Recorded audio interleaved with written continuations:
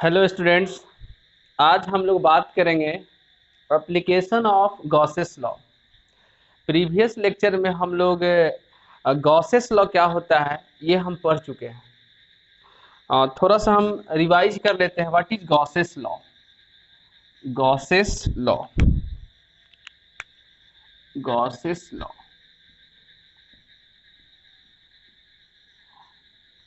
हम लोग previous lecture में ये पढ़ रहे थे कि अगर मेरे पास कोई क्लोज सरफेस है, क्लोज सरफेस, तो और इस क्लोज सरफेस के अंदर कोई चार्ज रखा हुआ है, तो इस क्लोज सरफेस के थ्रू जो फ्लक्स होगा, the electric flux through a close surface is equal to net charge inclose by the surface divided by epsilon not.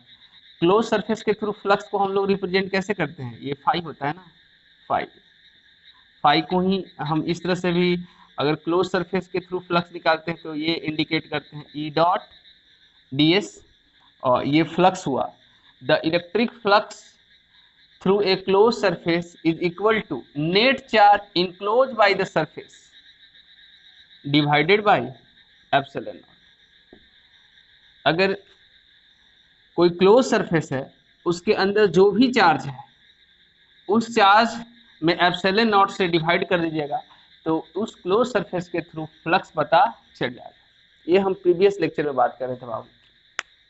आज हम लोग बात करेंगे एप्लीकेशन ऑफ गॉसेस लॉ। इसका ये मतलब हुआ कि आखिर हम लोग गॉसेस लॉ का मतलब जो गॉसेस लॉ पढ़ रहे थे उसका इस्तेमाल क्या है, फायदा क्या है। तो गॉसेस लॉ के मदद से हम किसी क्लोज सरफेस के थ्रू फ्लक्स निकाल सकते हैं, और गॉसेस लॉ के मदद से electric field intensity, electric field intensity बोलिए या इलेक्ट्रिक फील्ड बोलिए, दोनों एक ही बात है। तो गॉसेस लॉ के मदद से हम इलेक्ट्रिक फील्ड इंटेंसिटी निकाल सकते हैं बाबू। तो कोई बच्चा ये कहेगा सर इलेक्ट्रिक फील्ड इंटेंसिटी या इलेक्ट्रिक फील्ड तो हम कूलॉम्स लॉ के मदद से भी निकाल रहे थे। अगर मान लो मेरे पास कोई चार्ज Q है और दूरी R है, तो इस चार्ज के कारण यहाँ पर इलेक्ट्रिक फील्ड इंटेंसिटी बोलो या इलेक्ट्रिक फील्ड बोलो, वो क्या होता है KQ बटा R स्क्वायर। अगर सोर्स चार्ज पॉजिटिव तो इलेक्ट्रिक फील्ड आउटवर्ड, अगर सोर्स चार्ज नेगेटिव तो इलेक्ट्रिक फील्ड इनवर्ड। दो चार्ज के कारण, तीन चार्ज के कारण, तो ये काम तो हम कूलॉम्स लॉ के मदद से भी कर सकते थे, लेकिन ये गॉसेस लॉ के मदद से भी सर आप इलेक्ट्रिक फील्ड इंटेंसिटी ही निकाल रहे हैं। तो देखो बाबू, अगर जो काम हम कूलॉम्स लॉ से कर रहे थे उससे आसान तरीके से, कहने का मतलब अगर मान लो कि मेरे पास एक इनफाइनाइट लॉन्ग लाइन चार्ज है, इनफाइनाइट लॉन्ग लाइन चार्ज, मेरे पास एक वायर है इनफाइनाइटली लॉन्ग, बहुत लंबा वायर है, ये प्लस प्लस प्लस चार्ज है, इनफाइनाइटली लॉन्ग लाइन चार्ज है। और मान लो कि इससे कुछ दूरी पे ये जो वायर है इससे r दूरी पे कोई पॉइंट रखा हुआ है, मान लो ये पॉइंट P है, हमको इस पॉइंट पे इलेक्ट्रिक फील्ड चाहिए, EP इक्वल टू व्हाट। तो इस क्वेश्चन को हम कूलॉम्स लॉ के मदद से भी कर सकते हैं। ये जो फॉर्मूला जो हम लोग निकाले थे KQ बटा R स्क्वायर, इसके मदद से भी हम उस पॉइंट पे इलेक्ट्रिक फील्ड निकाल सकते हैं। जैसे कि अगर ये एक लॉन्ग लाइन चार्ज है ना, एक लॉन्ग लाइन चार्ज है, तो कूलॉम्स लॉ के मदद से अगर उसको निकालना चाहते हो तो इसमें एलिमेंट काटिए इस पॉइंट पे। एलिमेंट के कारण, अगर इस तरह का क्वेश्चन होता है तो इसमें दो एलिमेंट काटते हैं, फिर एलिमेंट के कारण यहाँ पर इलेक्ट्रिक फील्ड निकालिए, और एलिमेंट के कारण पता चल जाएगा तो उसको इंटीग्रेट करके पूरे ये जो इनफाइनाइट लॉन्ग लाइन चार्ज है या इनफाइनाइट वायर है, इसके कारण हम इलेक्ट्रिक फील्ड निकाल सकते हैं। लेकिन अगर आप इस क्वेश्चन को कूलॉम्स लॉ के मदद से करोगे तो आपका जो डेरिवेशन है 2 पेज में चला जाएगा, मतलब लंबा हो जाएगा। उसमें डिफरेंशिएशन का, इंटीग्रेशन का, वेक्टर का, सारा कुछ का कंसेप्ट इस्तेमाल होगा। कुछ बच्चे उसमें गड़बड़ कर सकते हैं। लेकिन यही क्वेश्चन को अगर आपको गॉसेस लॉ का समझ क्लियर है तो इसी क्वेश्चन को आप इजी तरीके से कर सकते हो, समझे। तो हम पढ़ेंगे कि एप्लीकेशन ऑफ गॉसेस लॉ, मतलब गॉसेस लॉ का इस्तेमाल। तो गॉसेस लॉ के मदद से आप इलेक्ट्रिक फील्ड निकाल सकते हो बाबू। गॉसेस लॉ के मदद से इलेक्ट्रिक फील्ड निकाल सकते हो, और जो काम हम कूलॉम्स लॉ के मदद से नहीं कर सकते हैं वो भी मतलब कॉम्प्लिकेटेड हो जाएगा। कई चीज़ों के वजह से इलेक्ट्रिक फील्ड निकालना कूलॉम्स लॉ के मदद से वो काफ़ी कॉम्प्लिकेटेड हो जाएगा। लेकिन अगर आप गॉस लॉ के मदद से चाहो तो उसको इजीली आप निकाल सकते हो। तो देखिए, आज हम लोग बात करेंगे electric field intensity at a point due to uniformly distributed infinite long line charge. मेरे पास एक वायर है और ये इनफाइनाइटली लॉन्ग है, मतलब बहुत लंबा, समझे। और इस वायर से r दूरी पे एक कोई पॉइंट रखा हुआ है, जहां पर इस पॉइंट पे हमको इलेक्ट्रिक फील्ड का वैल्यू निकालना है, लेकिन किसके मदद से? गॉसेस लॉ की मदद से। हम इस पॉइंट पे इलेक्ट्रिक फील्ड का वैल्यू निकाल सकते हैं कूलॉम्स लॉ की मदद से भी, लेकिन हम इस पॉइंट पे इलेक्ट्रिक फील्ड निकालेंगे किसके मदद से?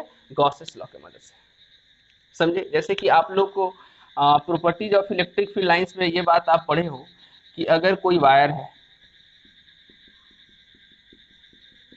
तो इसके कारण जो इलेक्ट्रिक फील्ड लाइंस होगा क्या ऐसे होता है ना, ये बात हम लोग जानते हैं, समझे। इस तरह से ये सब इलेक्ट्रिक फील्ड लाइंस है बाबू। तो हर यहाँ इलेक्ट्रिक फील्ड है ना, हर जगह इलेक्ट्रिक फील्ड है। तो ये जो वायर है तो यहाँ हर जगह क्या है? इलेक्ट्रिक फील्ड है। लेकिन इस पॉइंट पे हमको इलेक्ट्रिक फील्ड का वैल्यू चाहिए। ये कोई पॉइंट P है, तो आखिर यहाँ इलेक्ट्रिक फील्ड तो है, लेकिन कितना इलेक्ट्रिक फील्ड है? तो ये बात को हम निकालेंगे किसके मदद से? गॉसेस लॉ के मदद से। तो देखो बाबू, गॉसेस लॉ के मदद से अगर किसी पॉइंट पे इलेक्ट्रिक फील्ड निकालना है तो आपको एक गॉसियन सरफेस ड्रॉ करना पड़ेगा। गॉसेस लॉ के मदद से अगर आप गॉसेस लॉ के मदद से किसी पॉइंट पे इलेक्ट्रिक फील्ड निकालना चाहते हो तो उस पॉइंट को कंसीडर्ड करते हुए आपको एक गॉसियन सरफेस ड्रॉ करना पड़ेगा। Gaussian surface. अब कोई बच्चा बोलेगा सर ये गॉसियन सरफेस क्या होता है? गॉसियन सरफेस, देखो बाबू, गॉसियन सरफेस एक इमेजिनरी क्लोज सरफेस होता है। इमेजिनरी क्लोज्ड सरफेस, समझे। काल्पनिक, इमेजिनरी मतलब क्या? काल्पनिक। कहने का मतलब गॉसेस साहब ने ये बताया है, गॉस साहब ने ये बताया है कि अगर आप किसी पॉइंट पे इलेक्ट्रिक फील्ड निकालना चाहते हो तो पहले एक गॉसियन सरफेस ड्रॉ करो, गॉसियन सरफेस ड्रॉ करो। लेकिन हाँ, गॉसियन सरफेस ड्रॉ करते वक्त आपको कुछ कंडीशंस को फॉलो करना होगा। मतलब वो गॉसियन सरफेस जो होना चाहिए ना वो सिमेट्रिक होना चाहिए, सिमेट्रिक, समझे। ये सिमेट्रिक वर्ड क्या होता है वो हम बात करेंगे। और गॉसियन सरफेस ड्रॉ मतलब गॉसियन सरफेस सिमेट्रिक होना चाहिए। और दूसरी बात, गॉसियन सरफेस देखिए ये इमेजिनरी सरफेस है, आप कैसा भी गॉसियन सरफेस ले सकते हो। गॉसियन सरफेस स्फेरिकल हो सकता है, सिलिंड्रिकल हो सकता है, रेक्टेंगुलर हो सकता है, बशर्ते वो गॉसियन सरफेस जो होना चाहिए सिमेट्रिक होना चाहिए। और गॉसियन सरफेस ड्रॉ करते वक्त आपको ये ध्यान देना है कि इलेक्ट्रिक फील्ड और एरिया वेक्टर के बीच का एंगल, ध्यान से सुनिएगा, गॉसियन सरफेस ड्रॉ करते वक्त आपको ये बात ध्यान देना है कि गॉसियन सरफेस ऐसा होना चाहिए कि इलेक्ट्रिक फील्ड और एरिया वेक्टर के बीच का एंगल या तो 0 डिग्री या तो 90 डिग्री। गॉसियन सरफेस ऐसा होना चाहिए, इलेक्ट्रिक फील्ड और एरिया वेक्टर के बीच का एंगल या तो 0 डिग्री होना चाहिए या 90 डिग्री होना चाहिए, समझे। तो कहने का मतलब जब हमको इस पॉइंट पे इलेक्ट्रिक फील्ड, और हाँ एक बात यहाँ दिया हुआ है बाबू, गिवन ये लेमडा जो है ना, यहाँ लेमडा दिया हुआ, लेमडा ये linear charge density, linear charge density, linear charge density, या इसी को हम लोग बोलते हैं charge per unit length, charge per unit length, charge per unit length. समझे? कहने का मतलब ये तो इनफाइनाइटली लॉन्ग लाइन चार्ज है ना। एक मेरे पास एक पतला सा वायर है, इनफाइनाइट लंबा है, तो वो कितना इनफाइनाइट है, मतलब उस कितना लंबा है हमको पता नहीं है, उस पर कितना चार्ज है वो भी पता नहीं है, लेकिन उसके यूनिट लेंथ पे, उसकी यूनिट लेंथ पे हमको पता है। तो जब यूनिट का पता है, अगर एक पेन का दाम हमको पता है, एक पेन का दाम अगर 5 रुपया है, तो 10 पेन का कितना दाम होगा हम इजीली कैलकुलेट कर सकते हैं। सिंपली क्या कर देते हैं, मल्टीप्लाई कर देते हैं। तो कहने का मतलब ये जो वायर है इसकी यूनिट लेंथ पे जो चार्ज है ना वो हमको पता है बाबू। ठीक है, अब हम क्या करते हैं, ये दिया हुआ है, अब इस पॉइंट पे हमको इलेक्ट्रिक फील्ड निकालना है, इलेक्ट्रिक फील्ड का वैल्यू निकालना है। तो आपको एक मतलब गॉसेस लॉ के मदद से अगर आप इस पॉइंट पे इलेक्ट्रिक फील्ड निकालना चाहते हो, तो इस पॉइंट को कंसीडर्ड करते हुए आप एक गॉसियन सरफेस ड्रॉ करो, है ना। और गॉसियन सरफेस ऐसा होना चाहिए कि इलेक्ट्रिक फील्ड और एरिया वेक्टर के बीच का एंगल या तो 0 डिग्री या तो 90 डिग्री। तो जनरली देखो, अगर लॉन्ग लाइन चार्ज है ना, तो गॉसियन सरफेस है ना बाबू, कुछ बातों को ध्यान भी रखना पड़ता है। अगर तुम्हारे पास लॉन्ग लाइन चार्ज है तो गॉसियन सरफेस कैसा बनाओगे, सिलिंड्रिकल। तो जब सिलिंड्रिकल बनाओगे, ये पॉइंट है ना यहाँ पर लिखना, एक हम सिलिंड्रिकल गॉसियन सरफेस, सिमेट्रिक, मतलब इधर आर दूरी है ना, तो इधर भी हम इधर ना बात करके इधर भी बात कर सकते हैं। देखिए ऐसे एक हम सिलेंडर बना लेते हैं, ऐसा,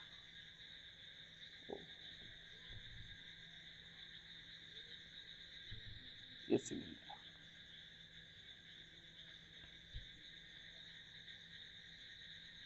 देखिए ये पॉइंट है ना। तो कहने का मतलब सर आप यहाँ बोल रहे हो इस पॉइंट पे, यहाँ से आर दूरी पे, है ना। तो यहाँ ये वाला भी दूरी सेम ही होना चाहिए, ये सरफेस का भी दूरी यहाँ से क्या, ये वाला भी आर ही है, होना चाहिए सिमेट्रिक, मतलब जैसा इधर वैसा ही इधर। समझे? तो अगर मान लो कि लॉन्ग लाइन चार्ज है तो इसके कारण इलेक्ट्रिक फील्ड लाइंस कैसा होता है, ऐसा ना। तो यहाँ हर जगह इलेक्ट्रिक फील्ड कैसा है, यहाँ इलेक्ट्रिक फील्ड लाइंस कैसा होगा, यहाँ इधर, इधर, इधर, है ना। इधर भी होगा इलेक्ट्रिक फील्ड लाइंस, इधर, इधर और इधर, ये इलेक्ट्रिक फील्ड लाइंस है बाबू, हर जगह इलेक्ट्रिक फील्ड। ये जो हमारा है ना, ये जो ये सिलेंडर के फॉर्म में बना है ना, ये हमारा गॉसियन सरफेस है बाबू, गॉसियन सरफेस। समझे? मतलब गॉसियन सरफेस जो होता है ना, एक क्लोज सरफेस होता है। मतलब हम लोग गॉसेस लॉ में क्या बात कर रहे थे, जैसे कि ये हम गॉसेस लॉ हमारा क्या होता है, क्लोज इंटीग्रल ई डॉट डी एस बराबर क्यू इंक्लोज बटा एप्सिलॉन नॉट। तो देखो बाबू, मतलब ये क्लोज सरफेस के थ्रू फ्लक्स है ना, और ये क्लोज सरफेस के अंदर वाला चार्ज है। तो हम क्या करेंगे ना कि यहाँ जो हम गॉसियन सरफेस बनाए हैं, जो इमेजिनरी क्लोज सरफेस बनाया है, इस क्लोज सरफेस के थ्रू क्या निकालेंगे, फ्लक्स निकालेंगे। और ये जो क्लोज सरफेस है इसके अंदर का हम चार्ज निकालेंगे, ये चार्ज का वैल्यू कितना है, तो यहाँ क्यू इनक्लोज पता चल जाएगा, और ये हम फ्लक्स का वैल्यू निकाल लेंगे। ये दोनों को इक्वेट करेंगे ना, तो इस पॉइंट पे हम इलेक्ट्रिक फील्ड निकाल लेंगे। ठीक है, तो देखना बाबू, हम क्या बोल रहे थे कि गॉसियन सरफेस ऐसा होना चाहिए कि इलेक्ट्रिक फील्ड और एरिया वेक्टर के बीच का एंगल 0 डिग्री होना चाहिए या 90 डिग्री होना चाहिए। समझे? अब देखिए, हम गॉसियन सरफेस के थ्रू, मतलब गॉसेस लॉ के मदद से हम वहां पर इलेक्ट्रिक फील्ड निकालना चाहते हैं, कहां पर, पी पे। तो वही गॉसेस लॉ के मदद से, तो गॉसियन सरफेस हमने ड्रॉ कर दिया। अब देखिए, इस क्लोज सरफेस के थ्रू फ्लक्स निकालते हैं।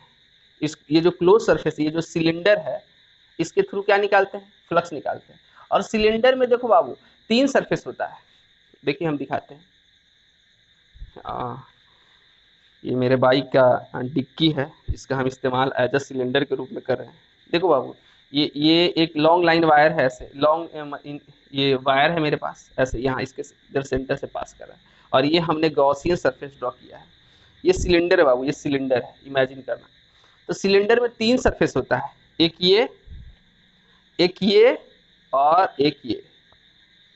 मतलब सिलेंडर में ये वाला कर्व सरफेस है, एक कर्व सरफेस होता है, और एक ये वाला प्लेन सरफेस और ये वाला। सिलेंडर में दो प्लेन सरफेस होता है और एक क्या होता है, कर्व सरफेस होता है। तो हम सबके थ्रू फ्लक्स निकाल लेंगे और टोटल को जोड़ देंगे, तो ये पूरे क्लोज सरफेस के थ्रू फ्लक्स का वैल्यू पता चल जाएगा। तो ये जो हम गॉसियन सरफेस ड्रॉ किए हैं, जो क्लोज सरफेस लिए हैं, इसके थ्रू फ्लक्स निकालते हैं। तो देखो बाबू, ये स्टैंडर्ड बॉडी नहीं है, ये प्लेन नहीं है, इसमें 3 सरफेस है। ये जो सिलेंडर है इसमें 3 सरफेस है। तो पहले हम कर्व सरफेस के थ्रू फ्लक्स, इसको ये बात आप ध्यान रखना, लेमडा क्या है, लीनियर चार्ज डेंसिटी है, या ये चार्ज पर यूनिट लेंथ है, चार्ज पर यूनिट लेंथ। अब देखिए, अब हम क्या करते हैं कि ये जो गॉसियन सरफेस जो हम ड्रॉ किए हैं सिलिंड्रिकल, इसके क्लोज सरफेस के थ्रू फ्लक्स निकालते हैं। The electric flux through the electric flux through the closed surface of the cylinder is या इक्वल टू क्या होता है जी, ई डॉट डी एस। ये तो हमारा फॉर्मूला होता है। तो देखो, ये कर्व सरफेस के थ्रू, ओ सॉरी,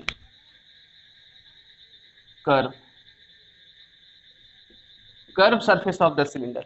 देखो बाबू, 3 सरफेस होता है, इसमें 3 सरफेस होता है सिलेंडर में, 2 प्लेन, ये कर्व, इसके थ्रू फ्लक्स हम बात कर रहे हैं बाबू पहले। तो फ्लक्स निकालने के लिए क्या हम लोग क्या जानते हैं, ई डॉट डी एस, ई डॉट डी एस। और हाँ, ये जो हम सिलेंडर लिए है ना, इसका कुछ लेंथ भी तो है ना, इसका लेंथ हम क्या एज्यूम कर लेते हैं, एल। इसका लेंथ क्या एज्यूम कर लेते हैं, एल। ठीक है। अब देखिए, पहले हम एक छोटा सा यहाँ टुकड़ा काटते हैं। ये इलेक्ट्रिक फील्ड है बाबू, ये हमारा क्या है, इलेक्ट्रिक फील्ड, ये इलेक्ट्रिक फील्ड है। ठीक है। और यहाँ इस पॉइंट के, ये जो पॉइंट यहाँ हमको इलेक्ट्रिक फील्ड चाहिए, सॉरी यहाँ इलेक्ट्रिक फील्ड निकालना है ना, तो यहाँ पर एक छोटा सा हम एरिया कट कर लेते हैं। इसका स्मॉल एरिया है ना D S, small area equal to D S. और हम लोग ये जानते हैं कि area vector is always perpendicular to its plane, ये या सरफेस, इसका एरिया ds है, तो area is a vector quantity.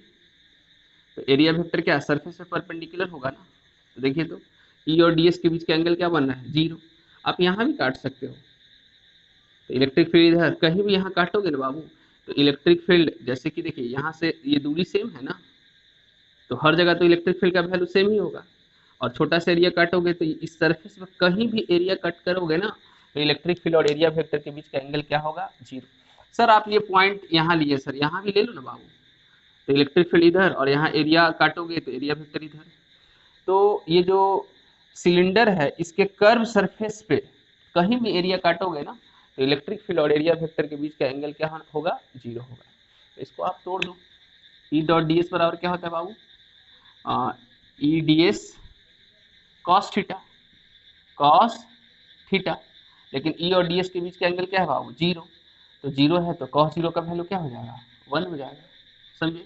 और यहाँ देखिए, तो हर जगह दूरी सेम है ना, दूरी सेम है, दूरी सेम है, तो इलेक्ट्रिक फील्ड भी हर जगह क्या होगा, सेम होगा, मतलब कांस्टेंट होगा। तो ई बाहर हो जाएगा, ई बाहर हो जाएगा ना, तो डी एस, समझे।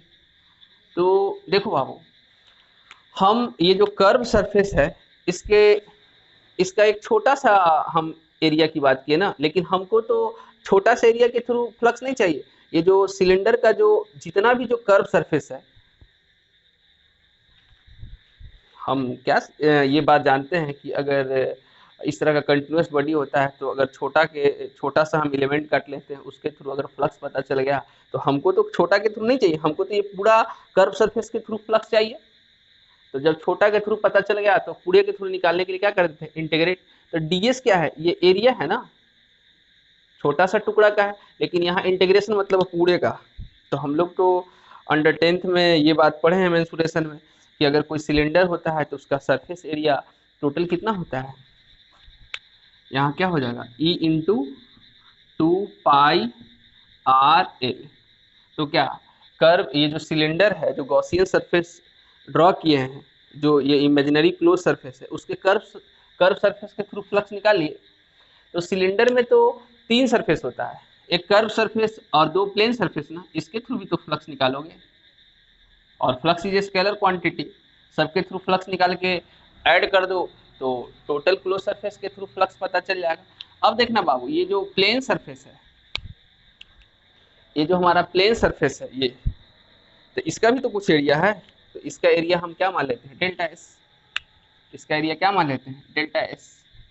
और area vector is always perpendicular to its plane. तो इसमें क्या, ये एरिया इसका डेल्टा एस है, तो एरिया वेक्टर ऐसे सरफेस पे परपेंडिकुलर होगा ना। देखो यहाँ, सॉरी, ये डेल्टा एस मैग्नीट्यूड और एरिया वेक्टर का डायरेक्शन किधर, इधर, अरे होगा, समझे। और ये हमारा इलेक्ट्रिक फील्ड है बाबू। यहाँ भी आप कर सकते हो इस सरफेस के थ्रू फ्लक्स। तो यहाँ एरिया इसका ऊपर वाला, इसका डेल्टा एस, तो इसका भी तो डेल्टा एस। यहाँ पर क्या होगा, इधर हो जाएगा ना, ये हमारा क्या होगा, डेल्टा एस। और इस पॉइंट पे ऐसे यहाँ ये देखो, ये हर जगह इलेक्ट्रिक फील्ड ई है, लेकिन यहाँ पर अगर इलेक्ट्रिक फील्ड की बात करोगे तो देखो इधर अगर बात करेंगे तो ये दूरी कम है ना, तो इलेक्ट्रिक फील्ड कुछ अलग होगा ना। तो मान लो कि यहाँ इलेक्ट्रिक फील्ड क्या है, ई डैश। ई भी सोच सकते हो, क्योंकि अब देखो तो इलेक्ट्रिक फील्ड और एरिया वेक्टर के बीच का एंगल कितना बन रहा है, 90। तो हम लोग पढ़े ना, डेल्टा फाइव बराबर ई डेल्टा एस कॉस थीटा। और इलेक्ट्रिक फील्ड और एरिया वेक्टर के बीच का एंगल अगर 90 हो तो फ्लक्स क्या हो जाएगा, 0। तो यहाँ भी देखो तो इलेक्ट्रिक फील्ड इधर है और एरिया वेक्टर इधर है, तो इस सरफेस के थ्रू फ्लक्स भी 0 और इस सरफेस के थ्रू फ्लक्स भी 0। तो कहने का मतलब the electric flux through the electric flux through the two plane surfaces of the cylinder कितना हो जाएगा, 0 + 0 बराबर 0। इसके थ्रू भी फ्लक्स 0 और इसके भी थ्रू भी फ्लक्स 0। तो हमको तो पूरे क्लोज सरफेस के थ्रू फ्लक्स निकालना है ना। तो total electric flux through the close surface is, total electric flux through the closed surface या Gaussian surface is, close surface Gaussian, चलो गॉसियन सरफेस लिख देते हैं, जीएस इज क्या जी, क्लोज सरफेस के थ्रू फ्लक्स निकालने के लिए देखो यहाँ ऐसे लगा देते हैं ना, ई डॉट डेल्टा एस। अब कई बच्चे सोचेगा सर यहाँ आप नहीं लगाओ, ऐसे घेरा, क्या केवल हम इस कर्व सरफेस के थ्रू बात कर रहे थे ना, ये इसकी बात इसकी नहीं ना कर रहे थे, समझे। क्लोज मतलब चारों तरफ से बंद, हम केवल कर्व सरफेस, अब पूरे के थ्रू बात करते हैं। तो इसमें सिलेंडर में तो 3 पार्ट होता है, एक कर्व, तो कर्व के थ्रू फ्लक्स कितना निकाले हम, E इंटू 2πr_l, और 2 प्लेन सरफेस के थ्रू कितना हो गया, 0।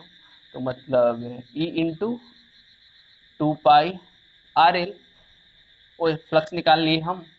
पूरे जो गॉसियन सरफेस जो ड्रॉ किए, जो क्लोज सरफेस हम जो ड्रॉ किए उसके थ्रू फ्लक्स निकाल लिए। अब क्लोज सरफेस के अंदर जो चार्ज है उससे हमको मतलब नहीं है, क्लोज सरफेस के जो अंदर जो चार्ज है उससे हमको मतलब है। तो हेयर क्यू इनक्लोज्ड, तो देखो हम क्या बताया अभी, लेमडा के बारे में बात किए थे, ये चार्ज पर यूनिट क्या है, charge per unit length, charge per unit length.